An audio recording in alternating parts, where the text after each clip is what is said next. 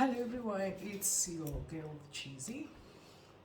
Okay, I will be saying a few things to you. It has to do with contentment.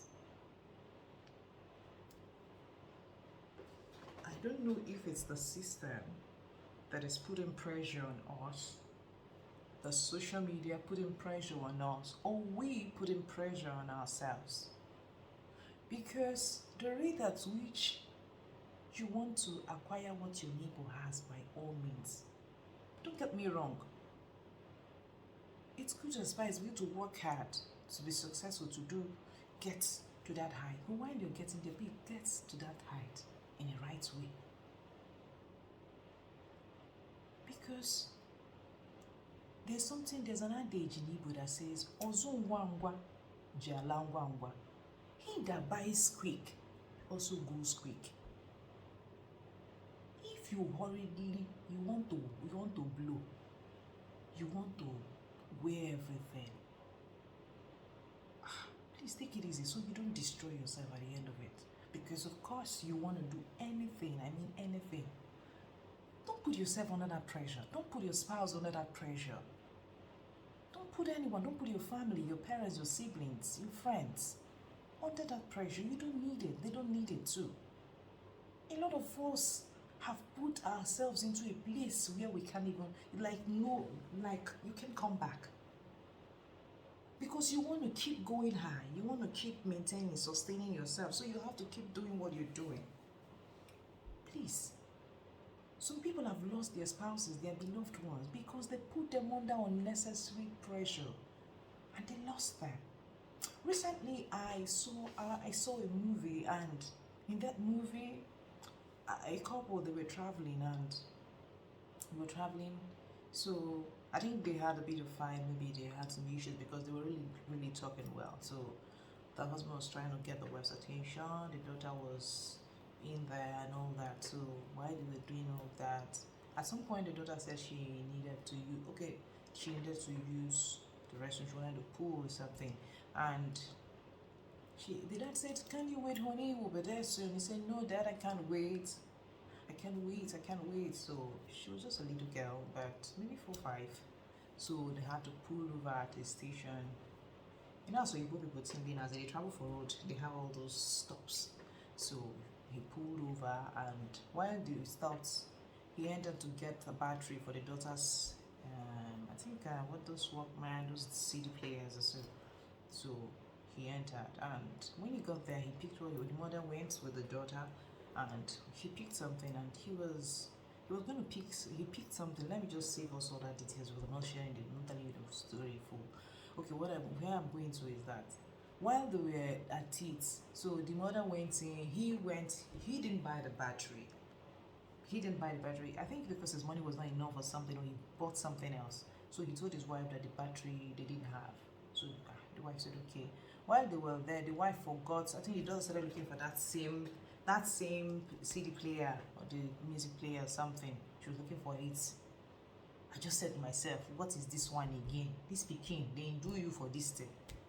You know how kids can be. So the mother went in search while the dad was with her. All of a sudden, the dad was trying to get, I think he was trying to get something for her with search. His coffee spilled. So trying to clean the seat, the daughter was moving. I know how kids can be very inquisitive. And she saw something and she was going, attracted to what she saw. While she was going further.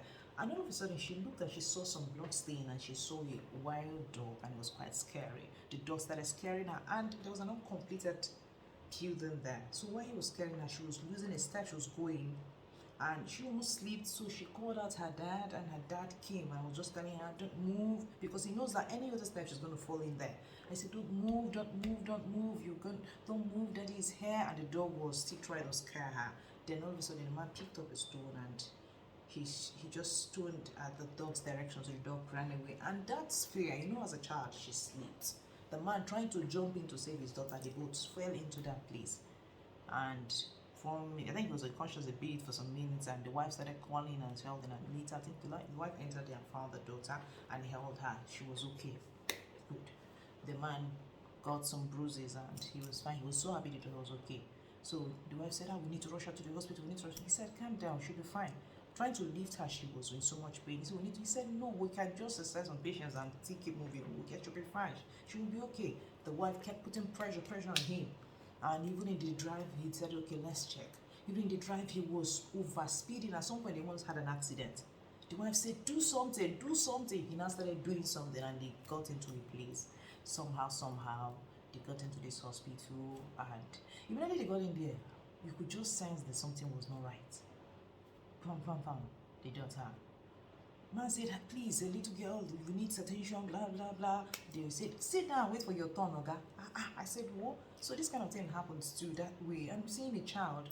So after some time, they did some things and they took the girl, did some tests. Before you know, they took this girl.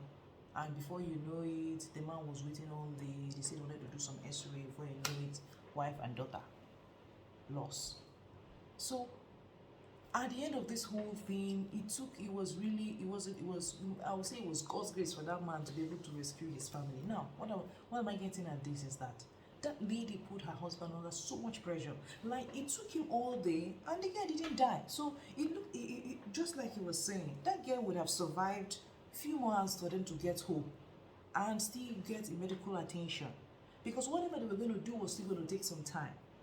And that was pressure. That pressure almost cost him his life, cost his family, because they were going to take their organs and all of that. And they were about to operate on the girl, open her up and take off those organs. So what am I saying? Pressure. You can put yourself in unnecessary. You can put your spouse. You can put your friend. You can put someone there. Please. You want to wear what this person is wearing by all costs. Can you start from where you are? Can you wear your earrings? If what you can afford now is the one of 500, please wear it with pride. Wear it with pride.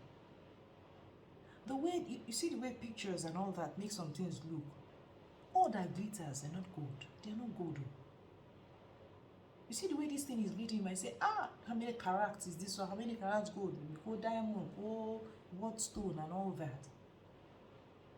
It's not gold. It's just the regular earring I'm wearing.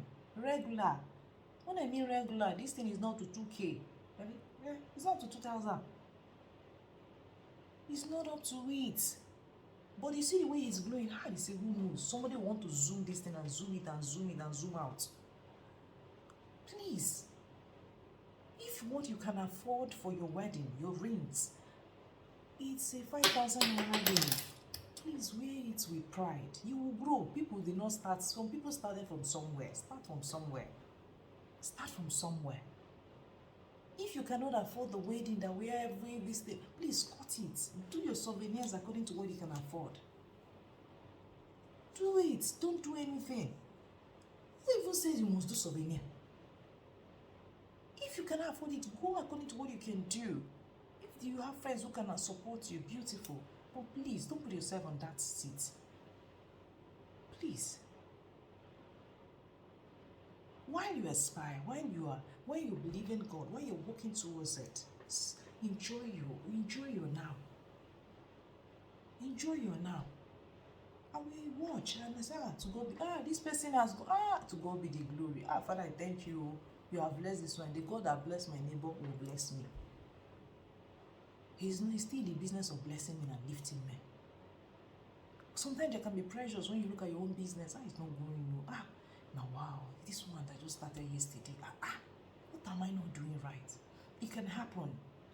But for no reason should you now start doing things because you want to get, as no matter also. If you run faster than your father, what was supposed to hit at your father, what your father was supposed to defend you for, will swallow you even before your father gets there. Please, to every one of us, to myself inclusive, let's put ourselves in check. Let's allow the Holy Spirit guide us at all times. He will bless the works of our hands. We're not where we used to be. You will cross this one too. Please, be encouraged. Stay focused, stay blessed, and be happy. It can be really difficult with challenges and trials, but please, you see, with joy shall ye draw from the well of salvation. It's with joy. Please, stay joyful. The joy of the Lord is your strength, is my strength, is our strength. Stay contented, stay blessed, and have a beautiful